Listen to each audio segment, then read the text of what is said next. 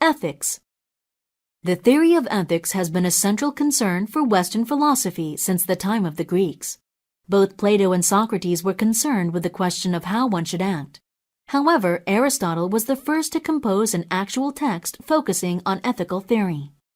Thanks to this Greek tradition, ethical theory became a significant subject in philosophy and continues to occupy many philosophers today.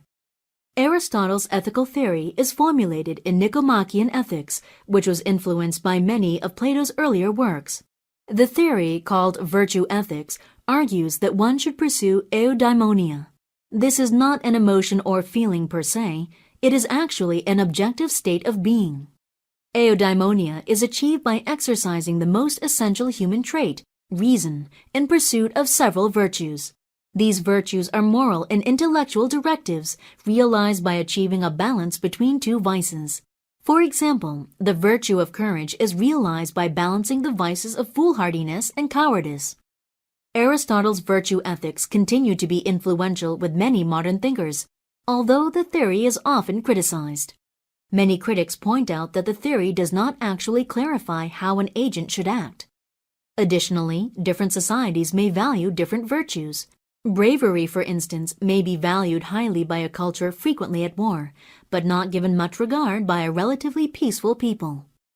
Another ethical theory developed shortly after the Enlightenment. Consequentialism argued that an action was right insofar that it promoted a good and was wrong if it detracted from a good. A good could be any value such as truth, non-violence, or kindness. John Stuart Mill formulated the most popular consequentialist ethical system, utilitarianism. It took happiness as its good and argued that an action was right insofar as it promoted happiness, and wrong if it detracted from happiness.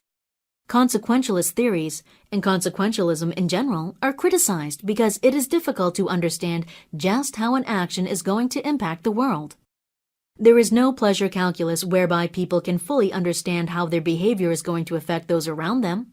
This makes choosing any given course of action difficult when trying to abide by a consequentialist ethic. Immanuel Kant formulated the third ethical theory that remains influential today.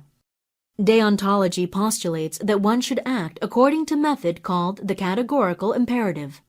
Before people act, Kant argues, they should ask themselves if they are comfortable in taking their action and making it a general maxim. That is, people should evaluate whether they would want everyone to act the way they intend to act.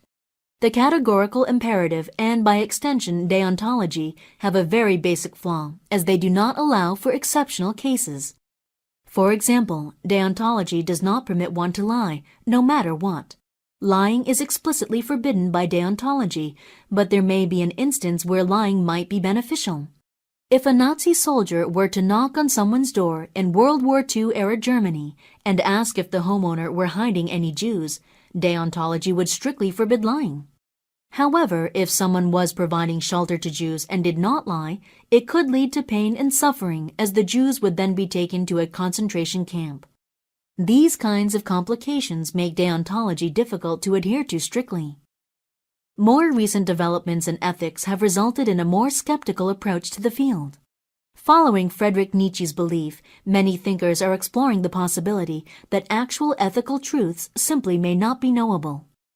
Other theorists have pointed out that concepts of right and wrong can shift dramatically across cultures and across time. Many argue that this proves that concepts like right and wrong are simply ideas used to validate current attitudes towards certain behaviors. In spite of its theoretical shortcomings, ethics has proven useful when considering many current situations. In the last 25 years, medical ethics has become a controversial issue. To help aid with difficult situations, many hospitals have brought in ethicists to explore the theoretical aspects of a situation and provide guidance.